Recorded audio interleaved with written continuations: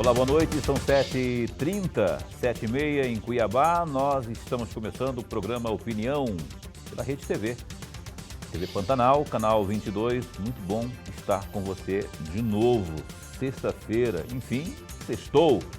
A gente, neste programa de hoje, vai ter uma entrevista falando de segurança pública. O secretário de Estado de Segurança já está a postos aqui, à mesa conosco, para, durante essa próxima uma hora, falarmos sobre segurança, índices, reduziu, aumentou a violência, enfim, a gente vai falar sobre isso, inclusive contando com a sua participação ao vivo pelo WhatsApp 99932-2529. Você formula a sua pergunta e o Alexandre Bustamante vai estar respondendo aqui no Opinião desta noite, opinião no qual eu terei aqui de novo meu caríssimo professor Lolenberg. Boa noite.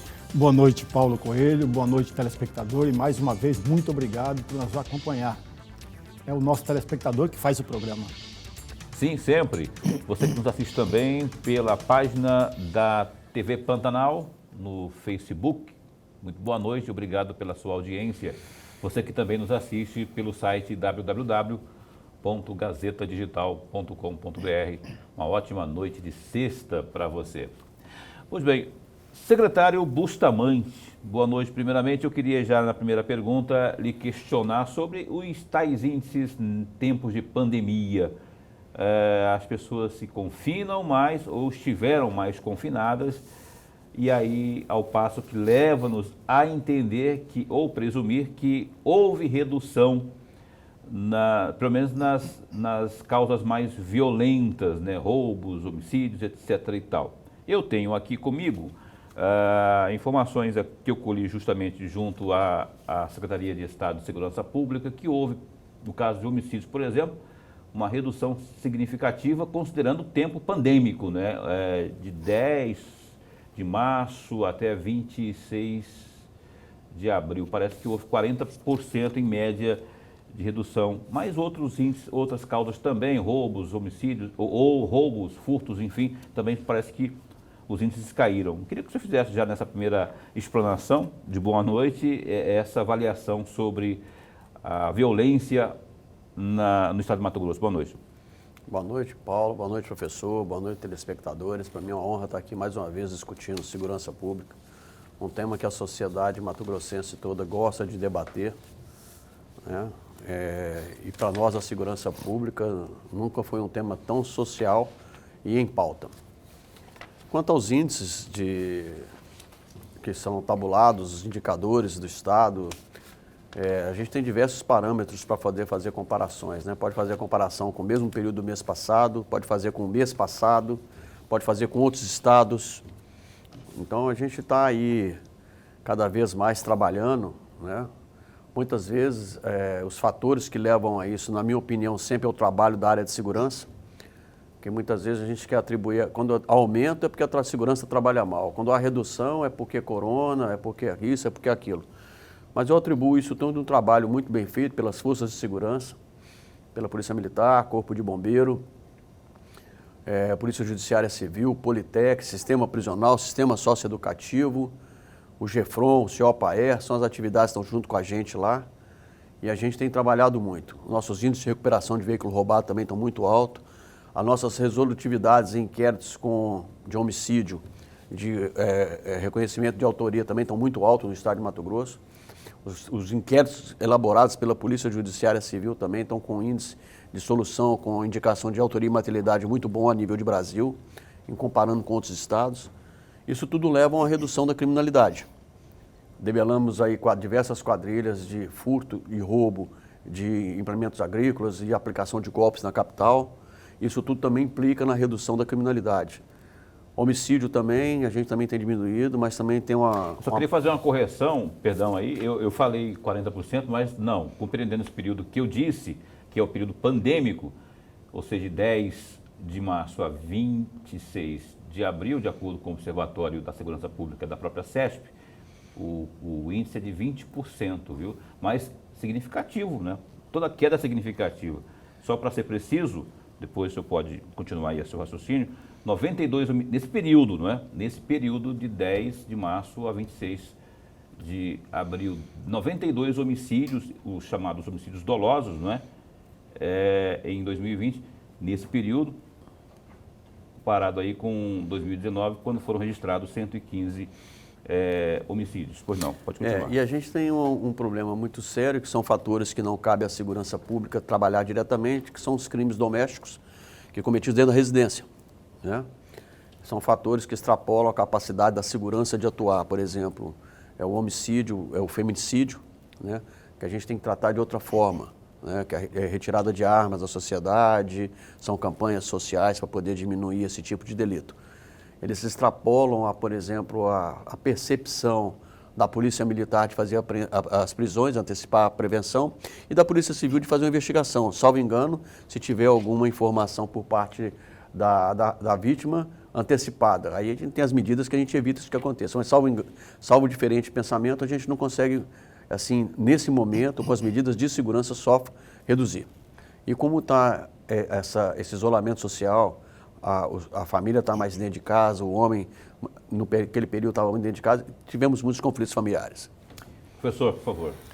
Secretário, antes de mais nada, eu quero registrar aqui a nossa alegria, o nosso prazer e a honra de tê-lo aqui no nosso bate-papo. Ainda falando dos índices percentuais da violência, em particular assassinatos, em 2019, de acordo com os dados estatísticos, 2019 teve um número significativo de 842 assassinatos, um número menor do último 10 anos, né? Em 2020, com a pandemia, esse número deve cair também, né, secretário? Mas a minha pergunta é com relação ao índice baixo, entre aspas, de 2019. Quais foram os fatores que contribuíram para essa queda desse índice percentual? Integração, uso da inteligência na investigação, análise criminal realizada pelo Observatório da Violência, que está agora integrando a nossa equipe. Esse Observatório da Violência trabalha análise criminal com a participação não só de policiais, mas da academia. Isso nos ajuda, inclusive, a fazer mapas de áreas quentes, o chamado mapa de Kearney, onde a gente sinaliza alteração da criminalidade e aumenta o patrulhamento. Vamos dar um exemplo. A cidade de Ponce Lacerda teve um aumento significativo nos homicídios. Essa equipe de análise tenta observar que tipo de homicídio, porquê do homicídio, aí vai a Polícia Judiciária Civil tentar investigar se é quadrilha de pessoas que estão fazendo os homicídios, a Polícia Militar vai fazer a prevenção nas áreas, se é no garimpo, se é numa área rural, se é na cidade, e com isso a gente consegue mitigar. E essa mitigação a gente consegue com o trabalho das polícias, de análise, de prevenção e de repressão, no caso, quando é necessário. Tudo isso com um trabalho cada vez maior da segurança, deslocando muitas vezes pessoas, a equipe da Força Tática e Rotam, para áreas que a gente precisa da prevenção. Exemplo, Colniza, na semana passada, retrasada. Colniza é um lugar que tem sempre um número de homicídios pela quantidade de população muito alto. Nós fizemos uma operação lá, prendemos cerca de 10 pessoas envolvidas em homicídios. Ou seja, essas pessoas, por enquanto presas, não vão cometer homicídios. Aí os números de homicídios caem. E lá, em Colniza especialmente, pegando dois exemplos que o senhor citou aí. Em Colniza, só se mudou agora, não sei o que foi apurado, mas sempre o maior índice, no caso de homicídios, os índices eram ligados à questão de disputa por terra, não é? E lá em Lacerda, Ponte Lacerda, por exemplo, ali é extremo com Bolívia, fronteira com Bolívia, tinha muito ligação com o tráfico de drogas. Mudou alguma coisa esse cenário? Não, o Ponte Lacerda você tem dois fatores interessantes. Você tem um garimpo muito grande na região, uma extração mineral muitas vezes irregular, e realmente Colniza é o problema de madeira, problemas de crimes ambientais e problemas de terra. São os dois problemas que afetam mais a região, né? Com realmente pessoas contratadas para fazer homicídios, aí a atuação da polícia tem que ser preventiva mesmo. Crime por encomenda, né? No caso, chamado crime por encomenda. O senhor também citou um dado aí, rapaz, a questão do confinamento, essa questão traz um viés que dá para entender de várias formas. O que o senhor falou aí da questão da violência contra a mulher, não é? Da violência doméstica. Eu tenho informação que no começo, pelo menos, até a primeira quinzena de março, houve esse aumento. Também colhi esse dado diante de pesquisa feita à CESP e ao Observatório também. Aí isso também disse também que o poder de polícia não tem como penetrar, não tem como ter informações, não tem como adentrar, por exemplo, na casa das famílias, não é? As mulheres, especialmente, que apanham do marido, elas não ficam inibidas de denunciar? Não, isso já passou. Eu acredito muito hoje na independência feminina, nas campanhas que são feitas. Muitas vezes a mulher demora para denunciar, mas você tem hoje filhos que denunciam, você tem as redes sociais, você tem os celulares, os smartphones, tem o vizinho, tem a amiga. Então, quando a informação chega na área de segurança, a gente tem condição de fazer um trabalho preventivo, um trabalho de abordagem. Mas o problema é que muitas vezes o que está acontecendo são pessoas que nunca tiveram esse viés de violência e por causa dessa situação de muito tempo dentro de casa, bebendo dentro de casa, acaba que acontece realmente uma violência desmedida que não estava jamais em lugar nenhum a possibilidade de acontecer. Tem uma participação por telefone, na verdade pelo WhatsApp, 999322529, está aí na tela, vamos ver aqui, a participação que chega ao secretário de Estado, Alexandre Bustamante. Boa noite, gostaria de sugerir ao secretário que com o isolamento social aumenta o número de feminicídio em todo o país. Existe algum projeto proteger essas mulheres? A pergunta que a gente, mais ou menos na linha que a gente está conversando aqui, o Roberto Rivelino, do CPA2, pergunta. Também tem aqui, boa noite, gostaria de perguntar ao secretário, é o mesmo, né? É o mesmo, repetiu, me pegou aqui, né? Isso. Tem algum projeto aí de forma mais específica? Tem. Secretário, a gente está finalizando, a gente está dentro da área de segurança, a gente está no projeto de finalização com um trabalho muito efetivo da primeira-dama e da Câmara de Temática da Mulher, da Assembleia, do Tribunal de Justiça, mas encabeçado especialmente pela primeira-dama Virginia Mendes, da inauguração do plantão 24 horas da Delegacia da Mulher. Hoje a gente não tem um plantão... Fim de semana também, né? Fim de semana também, porque a delegacia... Não, plantão 24 horas. Né? Não, sim, porque falava-se num passado não muito distante aí de 24 horas, secretário, e que em Cuiabá, por exemplo, aqui, chegava no domingo, por exemplo, não tinha delegacia aberta. Hoje, na gestão de 1º de janeiro de 2019, 24 horas, 24/7 que a gente fala, 24 horas por dia, 7 dias na semana. Inclusive, esse plantão há de funcionar assim, né? Porque normalmente a violência doméstica ela se acomete mais às noites e aos finais de semana, né? Então, essa orientação já foi dada pelo governador, está no plano de governo, nós estamos terminando as obras. É uma demanda muito forte do segmento feminino da sociedade e nós, homens, que gostamos de ver a coisa organizada e bem feita. Então, essa ferramenta, a Delegacia da Mulher, especificamente, porque é um crime que magoa muito a família, né? Porque é filho que vê aquela situação, é a mãe que sofre, muitas vezes tem uma situação pode ser por acaso, pode ser uma constância, mas de qualquer forma, essa violência contra a mulher, a mãe, a esposa é um negócio que machuca demais.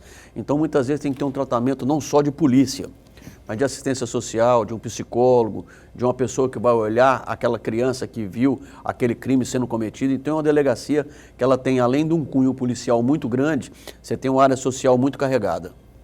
Tá, eu queria que o senhor daqui a pouco passasse também o telefone para as pessoas acionarem aí, tanto a delegacia como, além do tradicional 190, no caso de violência contra a mulher. Professor, mais uma... Secretário, saindo um pouco da região urbana, que a violência na região urbana ela é mais visível, né? Está muito próximo de nós. Mas e a violência no campo? Até muito recentemente, havia muita reclamação de segmentos representativos do campo e cobranças quase que frequentes do poder público. E agora? Como é o quadro? Qual é o quadro que se tem na violência do campo? Todo mundo que mora no Mato Grosso, professor, sabe que o Mato Grosso tem dimensões de um país. É maior que muito país europeu. E vazios demográficos muito grandes. Na época da colonização do estado, se vendia uma chácara no Rio Grande do Sul e comprava uma big fazenda aqui no estado. E assim foi feito o Mato Grosso. E até hoje nós temos conflitos realmente de terra, de posse, e isso realmente tem indicadores na área da segurança. Mas, de qualquer forma, o Poder Judiciário, junto com a área de segurança, estabeleceu uma vara de conflitos agrários específica, que todas as demandas daquela vara agrária são encaminhadas para a segurança. Por exemplo, os mandatos para cumprir reintegração de posse, esbulho possessório. A gente conseguiu organizar de forma a ter menos crise no campo com isso. E essa especialização do Poder Judiciário deu celeridade aos processos que muitas vezes andavam muito lentos, né? Com isso a gente tem tentado e conseguido diminuir muito o conflito. Vou falar que diminuiu, não acabou. Nós temos áreas ainda que estão ainda demandas judiciais, questionamentos judiciais que ainda tem conflito e demanda muito a área de segurança nessas áreas. Outra coisa que aconteceu no estado, um fenômeno interessante, aí sim, esses chamados crimes organizados, esses grupos de criminosos organizados, Mato Grosso é um dos poucos estados no Brasil que nós não temos mais assalto a banco, chamado na modalidade novo cangaço. Nós conseguimos debelar isso aqui. Mas em contrapartida nós tivemos um avanço de um outro produto, do qual a gente tem trabalhado e diminuído bastante, que é o roubo de implementos agrícolas e insumos agrícolas, né? Nós temos nas fazendas um quantitativo muito grande de insumos, e esses insumos com valor muito alto agregado, que levam essa atividade criminosa a fazer assaltos em fazendas. Mas o nosso GCCO, junto com o BOP, tem feito um trabalho brilhante de debelação dessas quadrilhas, onde o GCCO, junto com o GOI da Polícia Civil, fazem operações para essas apreensões e o BOP faz aquelas articulações de quando necessários que as pessoas estão homicidadas no mato. Você falou aí do novo cangaço que já não existe mais, graças a Deus. Salvo engano, o último caso de assalto, tentativa de assalto a banco foi o caso de caixa eletrônico, né? Foi aquele ali do Atacadão, onde os caras se deram mal. Então, e teve também um aqui no Banco Itaú também, a tentativa também no Banco Itaú, mas foi na entrada uma tentativa de assalto foi assalto consumado, né? Porque a vítima acabou levando a pior nesse caso. Se você observar todas essas tentativas de assalto a caixas eletrônicos especialmente, e os assaltos a banco, o que a gente diz respeito, que eles se organizam para entrar, a área de segurança tem chegado e dado a pronta resposta. O ideal é antecipar para que a população não corra risco, né? No caso do Atacadão lá foi boa a atuação, coisa e tal, mas o Atacadão estava cheio, teve troca de tiros e isso é um negócio muito perigoso. Mas em contrapartida, o crime organizado no estado de Mato Grosso não tem dado muita sorte. As forças policiais nessa hora têm sobressaído, tanto que a maioria das lideranças estão recolhidas nos presídios. Ok, a gente vai para o intervalo comercial. Antes, porém, eu queria que o senhor falasse aí o telefone para que as pessoas possam, no caso de denúncia de violência doméstica, acionarem aí. É só o 190 ou o senhor sabe de cabeça aí um número específico para as pessoas ligarem no caso de uma denúncia, especialmente no fim de semana onde o índice é maior? Pode ligar no 190, que a nossa estrutura de telefone 19 alguma coisa, 190, 191, 92, ela cai sempre na mesma central e o atendente vai dar a designação de acordo com a matéria que a pessoa está ligando. Muitas vezes a pessoa quer ligar para o SAMU e liga 190 e a gente destina para o SAMU, e assim que é feito. Lá é ramificado, é destinado, não é? Então, a gente vai ao intervalo comercial e volta já aqui com mais Alexandre Bustamante, secretário de Estado de Segurança Pública. E você vai ligando aí, mandando sua mensagem, sua pergunta ao Bustamante, 99932-2529. Opinião dá um tempo e volta já. Agora são 7h53, a gente retoma aqui a entrevista com Alexandre Bustamante, secretário de Estado de Segurança Pública. Antes de irmos para mais participações pelo WhatsApp 99932-2529, e esquecendo aqui, está aí na tela, 99932-2529. Vamos antes, porém, ao destaque que está nesse instante no gazetadigital.com.br. Olha aí no telão. Prefeitura recebe mais de 3.000 denúncias sobre Covid-19 em 40 dias. A Prefeitura de Cuiabá recebeu 3.590 denúncias sobre descumprimento de regras durante a pandemia da Covid-19. Durante esse período, 294 estabelecimentos foram autuados. O trabalho de fiscalização começou no dia 23 de março. Tem mais destaque aí? Vamos ver o próximo destaque. Inscrições para o Enem 2020 começam na próxima segunda-feira. É isso aí, as inscrições para o Exame Nacional do Ensino Médio Enem 2020 começam na próxima segunda-feira, dia 11, e vão até o dia 22 de maio. E é isso mesmo? Uhum.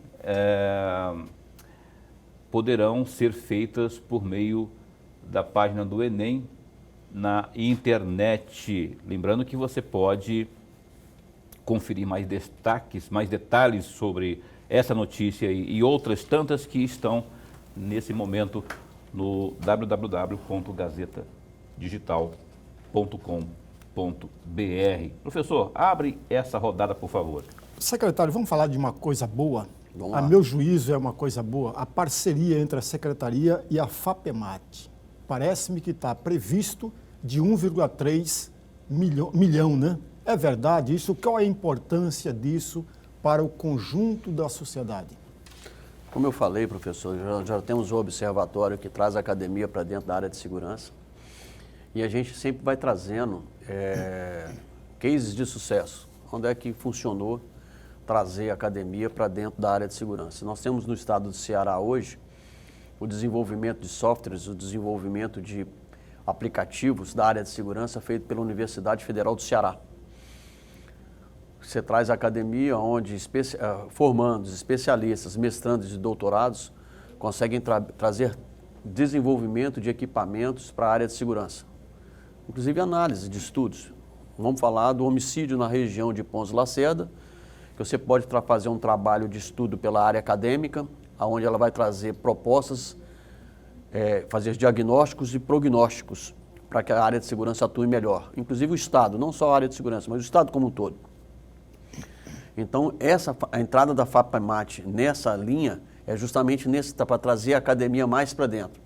Então, para fazer o desenvolvimento, a FAPEMAT está em contato com todas as universidades do estado de Mato Grosso, onde cada um vai apresentar propostas de desenvolvimento de aplicativos, softwares e equipamentos para melhoria da atividade de segurança. São trabalhos de pesquisas com aplicação no campo prático. Isso para nós é muito importante, porque por mais que tenha um equipamento que seja muito bom em Israel, muitas vezes o calor daqui não vai deixar ele funcionar como lá é. Muitas vezes a gente tem um equipamento que funciona muito bem nos Estados Unidos e nós pagamos caro para esse equipamento, enquanto os nossos acadêmicos e técnicos têm condição de desenvolver um igual ou melhor à nossa realidade. Então é isso que a FAPEMAT está fazendo nessa parceria com a CESP, é um investimento da área de segurança nas academias para trazer resultados e produtos para a área de segurança.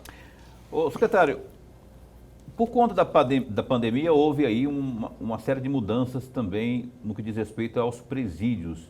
Não é? As visitações, por exemplo, estão suspensas. Aliás, parece que nem advogados, parece que isso vai ser retomado a partir da próxima semana. Eu queria que o senhor falasse um pouco sobre isso, porque descontentamento há por conta dos presos, não é? Mas é necessário. E qual até agora a avaliação que o senhor faz sobre essa interrupção, não é? Das visitações desde que houve? Seria uma coisa a ser aprimorada, mantida após o período pandêmico, por exemplo, aquilo que foi colocado à disposição dos presos para terem contato com seus familiares, por exemplo, questão de videochamadas ou coisas do tipo, isso pode ser mantido no sentido de diminuir um pouco a visitação física e ter isso mantido a partir do término da pandemia? Em momento algum, Paulo, o calor humano substitui o contato pela tela, né?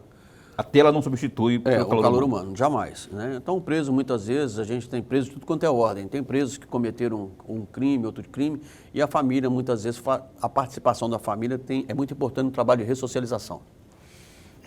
Mas o que acontece é que o sistema prisional do Brasil, não é do Mato Grosso, todos os secretários, todos os gestores ficaram muito preocupados, porque se tivermos um caso de corona numa unidade prisional, a possibilidade de uma contaminação comunitária é muito grande. Né? Nós temos aqui um presídio, que é a PCE, o Presídio Central do Estado, tem 2.500 pessoas lá dentro. Né? A nossa rede não consegue tratar essas pessoas, se tiver um surto lá dentro. Então, a primeira medida tomada foi realmente estancar as visitas, porque quando você tem esse trânsito de pessoas familiares com possível contaminação entrando dentro do presídio, pode contaminar que isso pode levar à contaminação de muitos. Né? Então, por isso foi a medida, certo? E o Poder Judiciário também, numa visão bem responsável, fez uma revisão de todas as prisões, colocaram algumas pessoas de grupo de risco em liberdade, com acompanhamento da tornozeleira.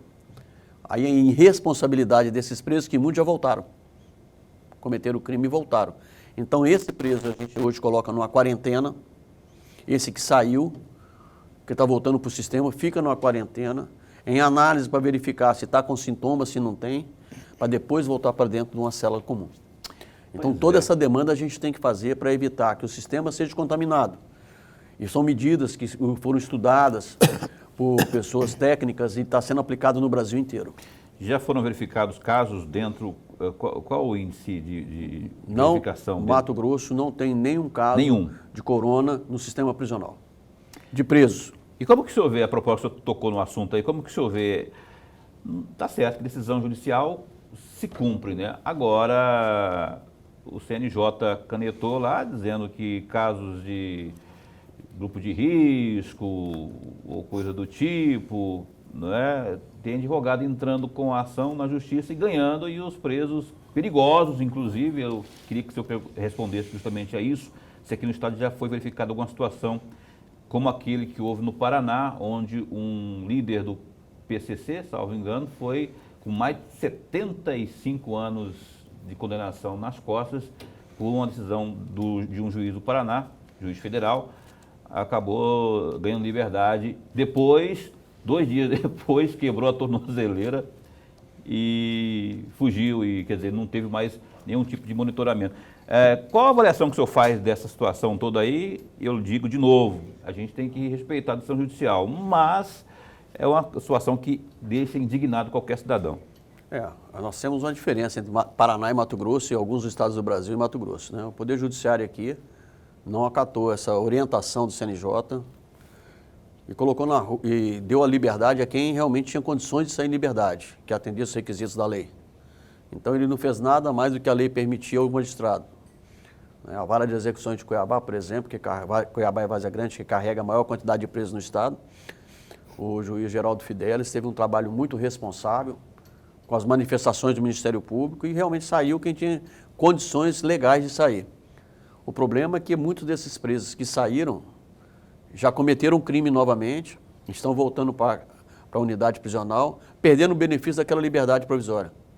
Né? Então, mas muitos saíram e conseguiram ficar em casa, estão em casa, acompanhados pela tornozeleira, e a área de segurança, a área de inteligência acompanha a tornozeleira o tempo todo, full time, para a gente poder verificar se ele está acompanhando e atendendo as recomendações do Poder Judiciário. Professor. Por falar nisso, secretário, eu gostaria que o senhor discorresse um pouco mais sobre a Fundação Nova Chance. Parece-me que é um projeto belíssimo e, pelo que eu tenho ouvido e visto, é desconhecimento por parte da população. A população não conhece todo o programa. A Fundação Nova Chance é um projeto de ressocialização do reeducando. Né? É um trabalho que cada vez tem aumentado mais. Né? São reeducandos que têm interesse em estudar e em trabalhar. Acreditando na boa-fé da maioria das pessoas, não em 100%, a gente tem que dar uma oportunidade para que essas pessoas trabalhem. Né? Então, muitos deles hoje para você ter uma ideia, trabalham para prefeituras do interior do estado, aonde recebe o recurso. Esse recurso vai ajudar a sustentar a família dele em casa. Ele trabalha durante o dia e dorme à noite na cadeia. Ele sai para trabalhar e dorme à noite na cadeia. Ele recebe da prefeitura, no caso? Recebe da Fundação Nova Chance. Da Fundação Nova Chance. A Fundação Nova Chance tem uma parceria com a prefeitura paga a fundação e a fundação faz o pagamento a ele, né? Com isso, consegue-se ter dignidade na família, pelo menos diminui a ausência daquela pessoa que ajuda a sustentar a família. A pessoa começa a dar valor ao trabalho, que muitas vezes não teve essa oportunidade.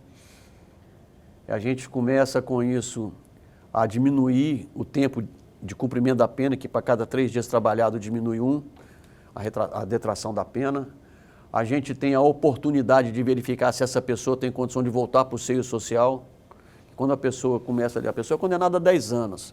Se ela trabalha esse período todo, na hora que ela sair, ela dificilmente volta para o crime. Então, é essa oportunidade que a sociedade tem que dar.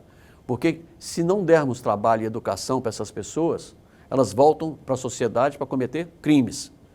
E a Fundação Nova Chance tem esse perfil dentro do estado de Mato Grosso.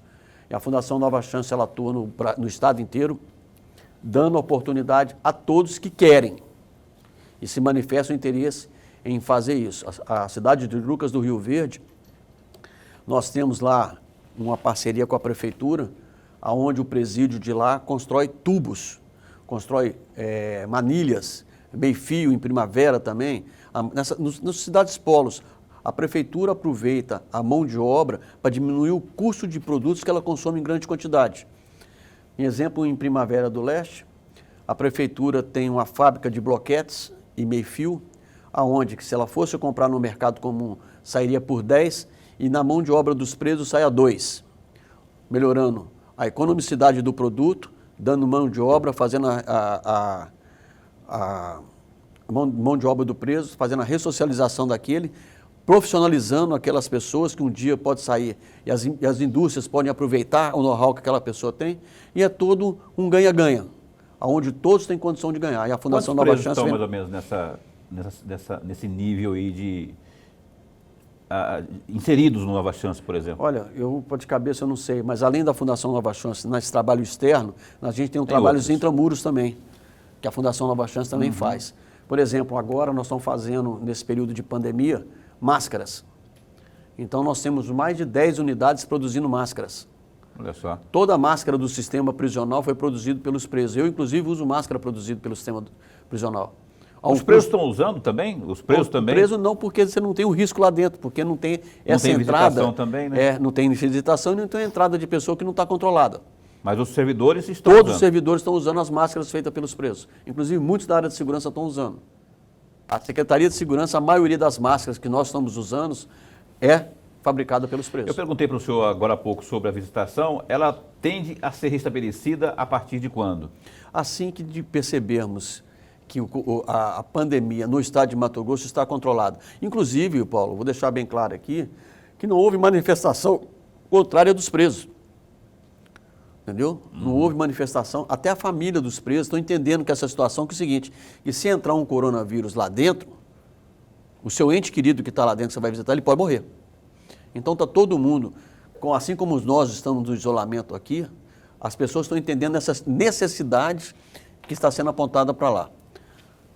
É unânime? Não é unânime, entendeu? Tem algum ou outro, mas nós temos 12 mil presos no estado de Mato Grosso. Professor, mais uma pergunta, por favor, antes do próximo participante por WhatsApp.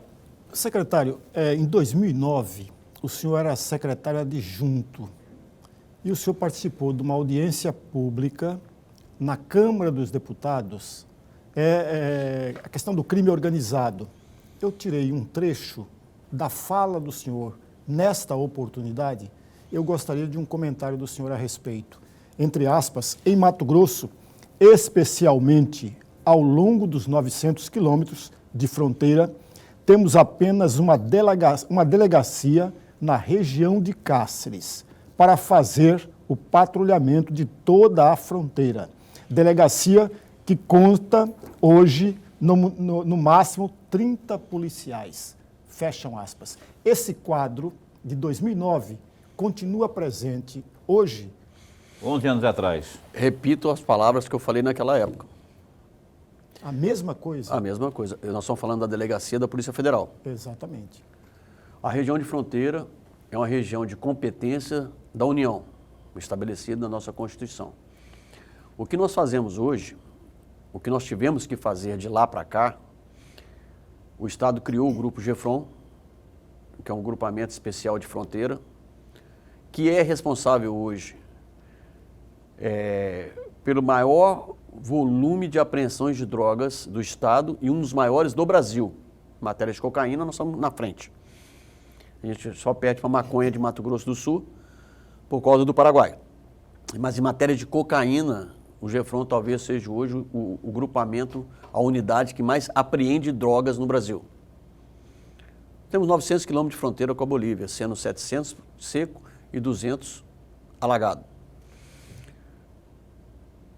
Se nós temos esses 900 quilômetros de fronteira, aonde temos o Exército que tem poder de polícia, tem uma legislação federal que fala nos 150 quilômetros de fronteira, da fronteira o Exército tem poder de polícia. Nós temos uma unidade da Polícia Federal. E quem mais apreende droga é o GEFRON, tem alguma coisa que está equivocada nessa situação, né? Já que a competência é da União, o patrulhamento da fronteira. Continuo com essa crítica com o governo federal, aonde eu acho, levo para os 11 estados de fronteira do Brasil, onde secretários de segurança pública pedem ao governo federal que assuma essa responsabilidade. Por que o GEFRON faz o patrulhamento da fronteira? Porque é o grupamento que mais recupera carros no estado de Mato Grosso, que é o grupamento que mais impede a entrada de drogas no estado, é o grupamento que mais recupera divisas, evasão de divisas no estado de Mato Grosso, e deveria ser um papel da União. Esse papel é da União. E se nós não tivermos o GEFRON, tudo que o GEFRON apreende, que entra de drogas e sairia de carro, vai acontecer. E ali em Ponta da Serra já caberia uma delegacia da Polícia Federal faz tempo, já há muito tempo já. Ou pelo menos, Paulo, o reforço da polícia na fronteira, colocando mais gente. Tanto da Polícia Rodoviária Federal, quanto da Polícia Federal, ou mais atuação do GEFRON, que é o Batalhão de Exército da Fronteira. Mais uma participação pelo WhatsApp, 999322529. Vamos ver quem está perguntando nesse instante aqui, a Alexandre Bustamante. Liberou, meu nome é Medeiros, de Várzea Grande. Eu gostaria de perguntar ao entrevistado por que um profissional da saúde pode correr o risco trabalhando e um bandido tem que ir para casa por causa da pandemia. Estou aguardando aí a resposta. Medeiros, também queria saber, com a palavra, Alexandre Bustamante. Não, ninguém pode correr risco, nem o profissional da saúde, nem o profissional da segurança, nem o pessoal do comércio e nem o preso, né? Ninguém pode correr risco. O preso hoje está sob a tutela do Estado e cabe ao Estado cuidar dele, primeiro. Agora, o profissional da segurança também não pode. Nós temos diversos profissionais da segurança que já estão acometidos com o corona. Nós não queríamos que nenhum tivesse.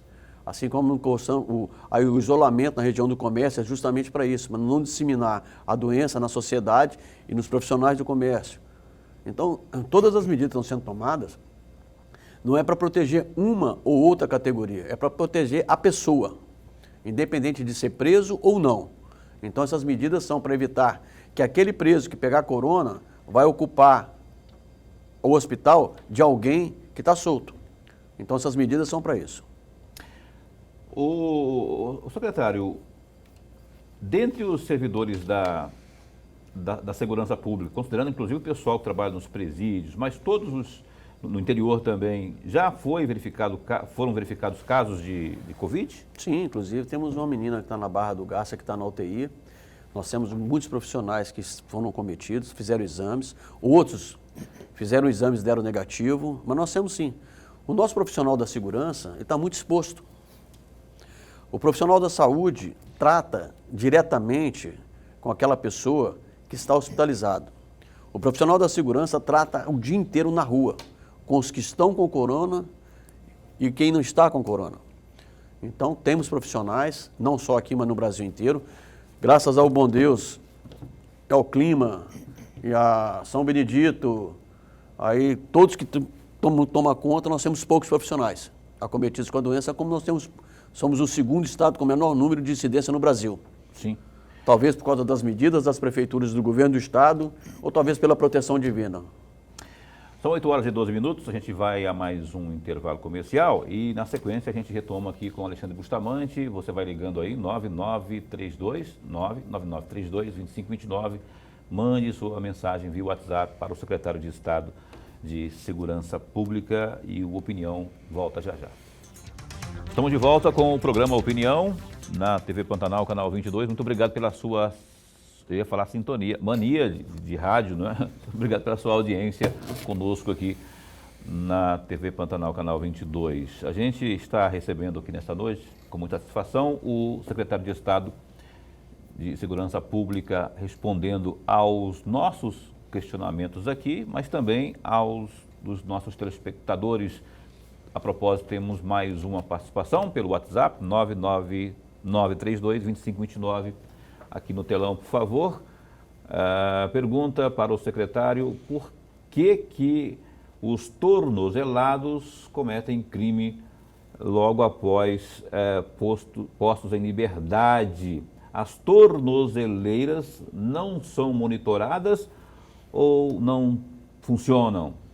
Esses tornozelados, essas tornozeleiras não são pagas para ser monitoradas?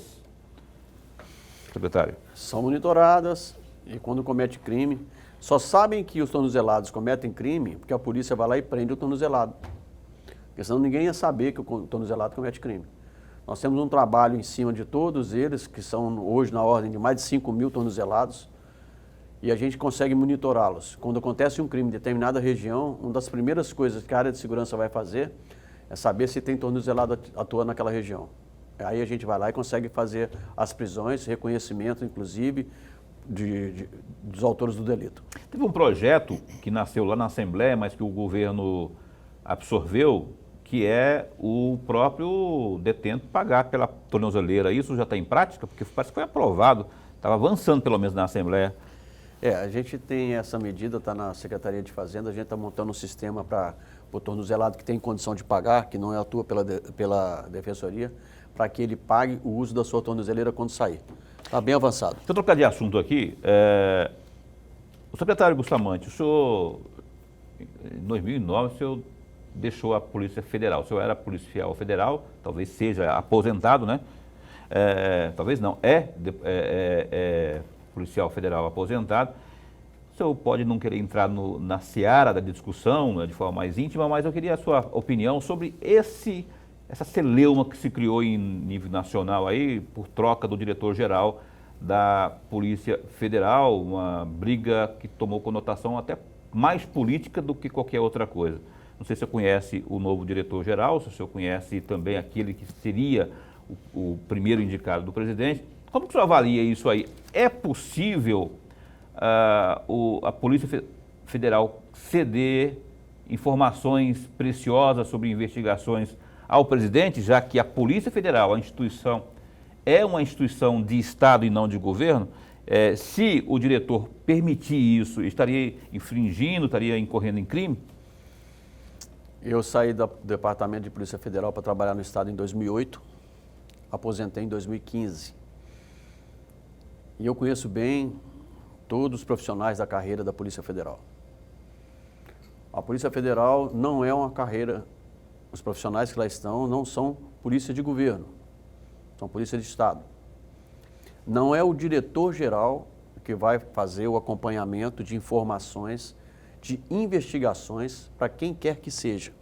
Tanto que dentro da Polícia Federal as investigações são compartimentadas. Muitas vezes os profissionais que estão trabalhando em determinadas investigações, o seu colega do lado não sabe o que está sendo feito naquela investigação. As operações que a Polícia Federal realiza, elas têm uma compartimentação tão grande que muitas vezes os profissionais que vão realizar as buscas só ficam sabendo os alvos e os locais às 4 horas da manhã ou 5 horas da manhã da operação. Então eu acredito muito que não é o diretor-geral da Polícia Federal que vai fazer influência nisso. A Polícia Federal já está vacinada o suficiente para fazer o que a sua atividade finalística assim o determina. Vamos dar o exemplo aqui da Operação Lava Jato, aonde o ex-presidente foi preso durante o governo do PT. Então não é o poder que está emanado numa presidência que vai fazer influência na estrutura da Polícia Federal. Quanto à nomeação de A, B ou C, aí eu vou mais longe. Cabe ao presidente, único e exclusivamente, escolher quem ele quiser, amigo ou inimigo da família. Ah, mas qual que é o problema? É ele que só cabe a ele nomear. Tem que ter uma lei específica para isso. Não, é que só cabe a ele nomear, ele vai escolher. Agora, quem é a pessoa certa? Só o tempo vai dizer. Se a pessoa fez um bom trabalho, fez um trabalho razoável, fez um trabalho ruim. Mas se eu sou o presidente e o senhor é o diretor-geral, Bustamante, por favor, eu preciso saber como é que anda aquela investigação do meu filho, que por acaso tem um processo dele lá no Supremo Tribunal Federal. Eu queria mais detalhes, um relatório a respeito disso. Não vai ter. Não tem hoje, no estado de Mato Grosso. O governador Mauro Mendes nunca me pediu um relatório desse. Até o governador Simval nunca me pediu um relatório desse. O governador Blairo Maggi nunca me pediu um relatório desse. E sabe que se pedir não terá. Porque não cabe a ele esmicuir e entrar na investigação. Por que não cabe? Para que ele quer saber isso? Vai ter vantagem? Vai saber o quê? Então ele não terá. Eu garanto que as instituições da área de segurança estão maduras o suficiente para não passar. Ninguém vai passar.